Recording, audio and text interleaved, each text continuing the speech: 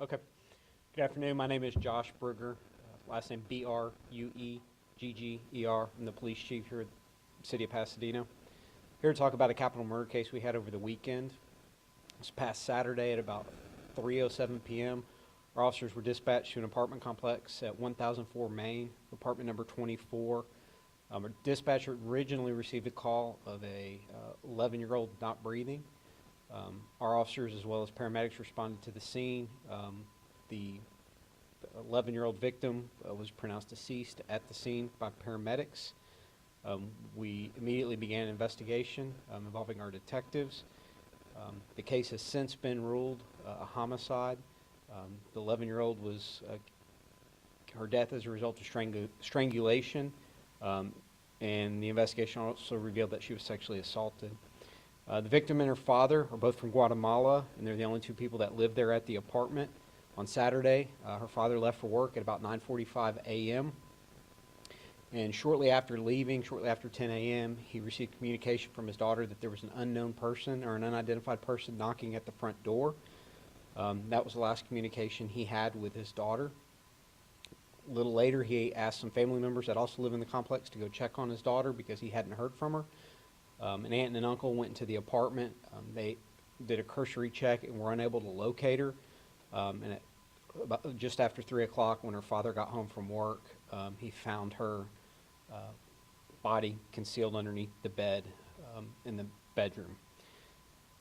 At this point, the father's alibi checks out, so he is, at this point, at least not a suspect in this investigation. The victim and her father have lived in that apartment for about 3 months.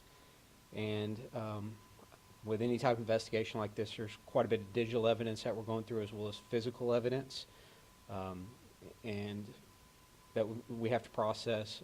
At this point, we do not have a suspect, but obviously this case is very important to us. Anytime you have a death of especially a child, one that's been sexually assaulted, very brutal, and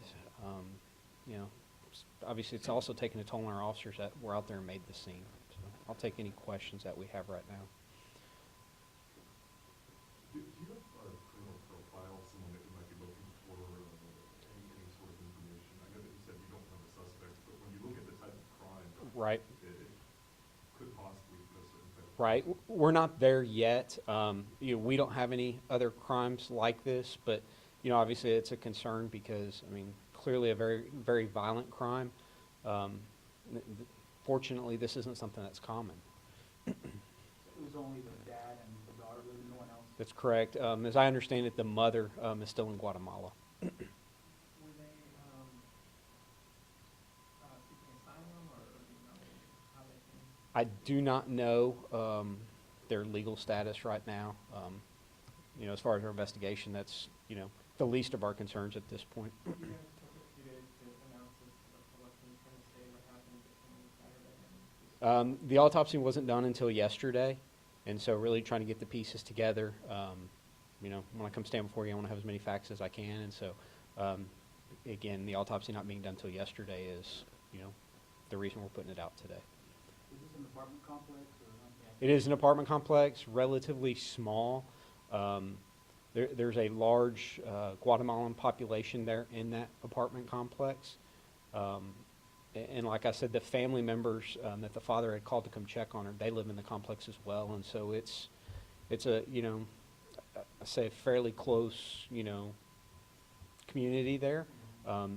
Somebody had to have seen something, and that's the big thing that we're asking for is, whoever saw something, around 10 a.m. or just after 10 a.m. on Saturday at that particular apartment, we're asking them to come forward with any information that they might have. Is it safe to say that maybe that person viewed that little girl was there at home alone? It seems awfully, suspicious that, dad leaves for work and, within 30 minutes you've got somebody knocking at the door, certainly. Okay, so at around 10 o'clock, is that what you said when she sends the text message to the father to say there's somebody knocking at the door? Correct. And does the dad say anything like, hey, don't answer the door? Or? There was some communication. I don't want to divulge what the communication was back and forth yet at this point. I will say, he asked if somebody entered. She didn't respond, and that's the last communication there is. From your investigation, was there a forced entry? There was not forced entry. The door was unlocked and it was closed when the first family members went to go check on. And you said that it's a very small complex, the way Yep. you described it. Correct. I mean, what are the odds that it could be somebody living in the complex still, or someone who's familiar with the complex? I mean, I think naturally that's the first place you're going to look, right? Is somewhere around there, and that's, you know, obviously we're going to start our efforts there, and move out from there. But that's, certainly we have talked to several people there in the complex at this point. Is there any reason people should be worried? This is an 11-year-old girl and school is starting back up Right. as well. I mean, anytime you have a crime like this, certainly we don't have a suspect at this point, and so we're doing our level best to get out there and solve this crime. But certainly as a parent of a almost 10-year-old myself, certainly is a cause for concern. Do you outline what kind of resources you have on this and what you might need from the public? Or The big thing we need from the public is anybody that they may have seen around that apartment around that time. We've reached out to some of our federal partners, again, because, you have a large Guatemalan population, and so trying to, do research on, different people living there in the complex. And so we have our federal partners that are working with us as well as our investigators, our crime scene unit, the medical examiner's office. Everybody is working together on this to, try to bring it to a resolution as quick as we can. Were there any security cameras in the complex that nearby? So there are security cameras in the complex. We don't know if they're operational. We've got the equipment at this point, but I think there was concern with the last storm that they potentially didn't actually record, which is part of the digital evidence that we have that we're trying to process. has there been any other history of calls at that complex? Nothing out of the ordinary. I mean, like I said, it's a relatively small complex, and honestly, it's a pretty quiet complex. With all the incredible advancements in forensic science over the past few years, things like this, would you think would be fairly solvable? Would you be able to identify somebody in a pretty short period of time? I don't know what the timeline is on getting all these results. Right. And all that. And that's always the biggest challenge is, turning things around.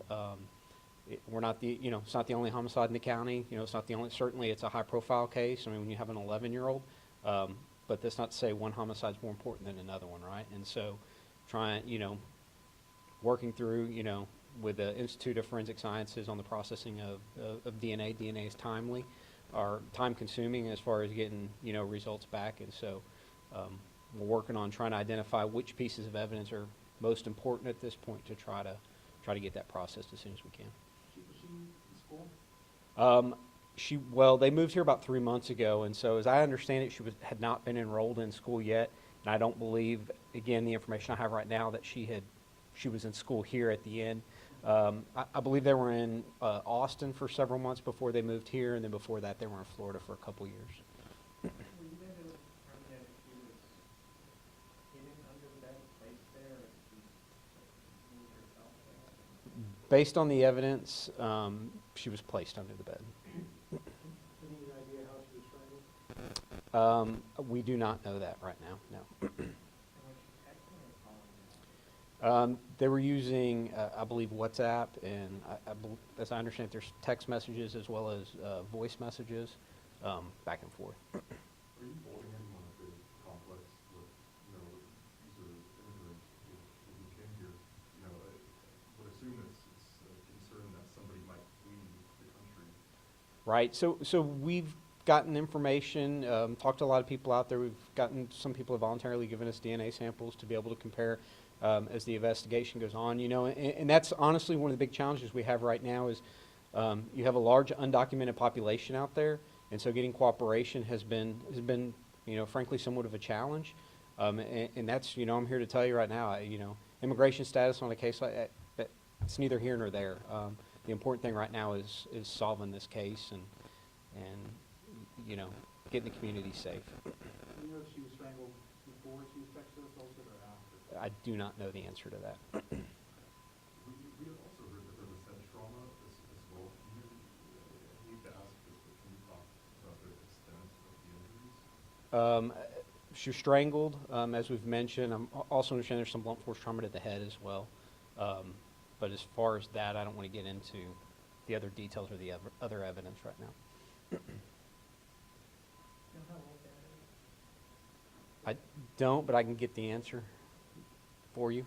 Other than two, there's no relatives that you know of? There's an aunt and uncle that live in the complex as well, because that's who the father had initially. He initially reached out to his nephew, who then told his mom, and the mom, which is the deceased aunt, went over to the apartment initially. She opened the door, thought things were out of place, and so she backed out of the apartment, got her husband, the deceased uncle. He then went into the apartment, looked around, didn't find her, and then they started looking in the complex, and then Dad, I guess because of his job,